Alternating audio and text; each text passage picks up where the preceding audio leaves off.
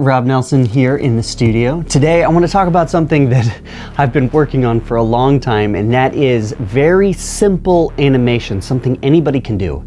In fact, they look a little bit like this. And to understand this, we need to go back before humans came to North America. You see, lightning strikes would ignite fires. These fires would slowly burn across the entire landscape. Native Americans continued burning. It helped them clear plots, hunt, and live. Now, this is a very basic style, but if you're doing a how-to video or an explainer video or something where you're trying to get across a concept, but you might need some visuals to talk about it, then I think this might be for you. To protect sharks, you need to limit their catch and do things like catch and release. Now, this whole style has been evolving for a long time for me. Back in about 2003, I started animation, and I was doing 3D animation with Maya, which is a beast of a program. Let me tell you, I do not recommend anybody to get into that as an amateur. What happened is I started trying to tell science videos, and over time, the trick, especially here on YouTube, is being able to pump it out as fast as possible. Now, it would take me months to do a Maya 3D animation, but I could do one of these explainer type white screen animations so fast. So what I'm gonna do today is kind of walk you through the whole process, but maybe I should just start by showing the evolution that has happened for me. Now, the very first time I saw this, I saw a minute physics video, and I was blown away, because at the time I was doing animation levels so much more difficult, yet those style of videos were extremely popular on YouTube. It didn't seem to matter whether the quality was at the level I was doing it, or it was just essentially a pen drawing on a white piece of paper. So I looked at those videos carefully, did a little research, and made a setup like this. Essentially, it was two soft boxes side by side with an overhead shooting rig shooting down onto a white piece of paper, and I made animations like this. And I quite liked that style of animation. It gave this hand-drawn technique. It was pretty cool. Now, the problem with that particular rig is that it still took a long time to set up. That's why I ended up moving to this rig. I actually just custom built a desk here in the studio. I have a table here where I can draw on a piece of paper. I have this diffusion cloth with lights on either side. I can change the intensity. I also have my DSLR mounted here on a movable board. It goes up and down as I need it. I can take photos. The only problem with this, even though it's super handy now set up in my studio, is that I still have to take the card, I have to take those pictures, I have to ingest them, make a movie, do some post-processing to it. So it was a little bit difficult still, and in this world of YouTube, you gotta get things out as fast as possible. And so that's why I moved to a more digital setup over here with this Cintiq. I take this pen here, touch sensitive, has multiple different pressure sensitivities. I can draw on it just like I'm using a brush on a piece of paper. It's fantastic. And what I would do is essentially screen capture myself in Photoshop drawing on a white background, and then I just take it into my editing program, put a multiply blend mode on it, and voila, the whole thing is done. Now, the only problem I found with this is that it's $2,000. And for a lot of people who aren't animators, which is the whole point of this style of animation, it's almost impossible to recommend this. Now, the way to get around that is to take a tablet like this. To us, it's about $79 for the non-touch one. This is the $99 one for the touch one. It's just difficult because a lot of people are used to drawing with a pen and paper. And so if you're drawing on the table and you're looking at a monitor, there's a little bit of a disconnect and it takes some practice. And this was just such an easy learning curve. That brings me what I want to talk about today. This right here. Is the next generation that I've moved to. It's so much easier, so much cheaper. This is the iPad Pro with the Apple Pencil. This is version 2, I think. The whole thing is the 2018 model. It is so easy to use. This Apple Pencil is just as good, if probably not just a little bit better than the Wacom Cintiq that I'm using here, because I often get little glitches and like I have to recalibrate things. This, I've never needed to do that, and I can take this into bed. I can take it wherever I want. I can go out to eat and do a little drawing, and I'm working while I'm on the road. This thing has to be plugged into my desktop. So let me just give you a quick overview of how I do it so you can see the process. Hopefully, this will encourage you to do the same thing. We're synced up. I downloaded a whole bunch of drawing apps to try to figure out which one was the best. I used them all for different things for a little while, and then I just decided the best one was this one here. This is Procreate, so let me just open it up. Okay, I like to draw with a white background because that allows me to use blend modes when I'm in the editing program to just overlay it over the top of anything that I want. So we're gonna stick with white.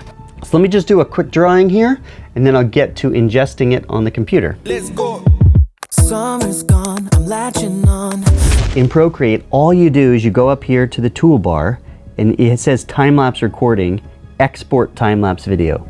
Full length, it exports that puppy, and then what I usually like to do is I just copy it to Dropbox. And usually by the time I've put up the iPad, I've come over to the computer, it's all synced up, so let me just show you this workflow. So all I do now is I go over to my Finder, I got Dropbox here, and then all I do is I drag it into my program, and I've got this blue guy here.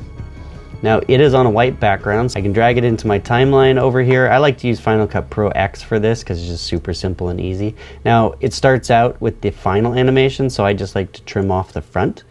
And then I overlay it usually on, say, like an old piece of paper. This is what I have right here. And then I go up to the blend mode and I choose, say, multiply is a good one, but you could choose any number of different ones. And there you go. Super simple. If you want to retime it, you can do that. You can just kind of drag it to wherever you need. And this process works the same in Adobe Premiere as you would do in Final Cut. It's just slightly different buttons. All you need to do is time it as your audio is going and you get what you need. Now just for reference, let me show you what some of the different blend modes do. Okay, so we have multiply on here. Here's color burn, and this is darken, and then here's linear burn. The next step for me is at the very end, I want to make sure that I hold on it. So I add a quick freeze frame to it. Drag that out to the end. I make sure that that is also on linear burn. And then basically here is the whole thing, and I'm going to grab it all. I'm going to make a new compound clip, and you would do this the same way in Adobe Premiere. Now, if you're using Final Cut Pro, the other thing I like to do is add an effect on the top of this compound clip. And you do similar things in After Effects, but it's just super simple here in Final Cut. So I just take this compound clip, and then I can do things like here, let's add this sketch over the top. Now this is kind of nice because if you look at it, it makes it look like the whole thing is maybe more of a stop animation sketch drawing, something like I would actually do over at the table. But now, you know, it's just got the whole effect built in. Essentially, it's an extra little bit of motion. Another thing I can do is I can take this handheld, put that on the top of it. Now you gotta make sure it's not moving too much, because I think now it's maybe moving a little bit too shaky. I can drop the shakiness down just enough to make it look like somebody's, you know, holding a camera over the top of your drawing as you're doing is you're just not getting your hand in it. So I think this can look pretty nice.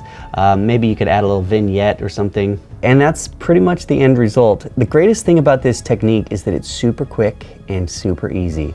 And the workflow is just very fast. So if you're doing YouTube videos and you're trying to explain a science topic maybe, this is probably the technique for you.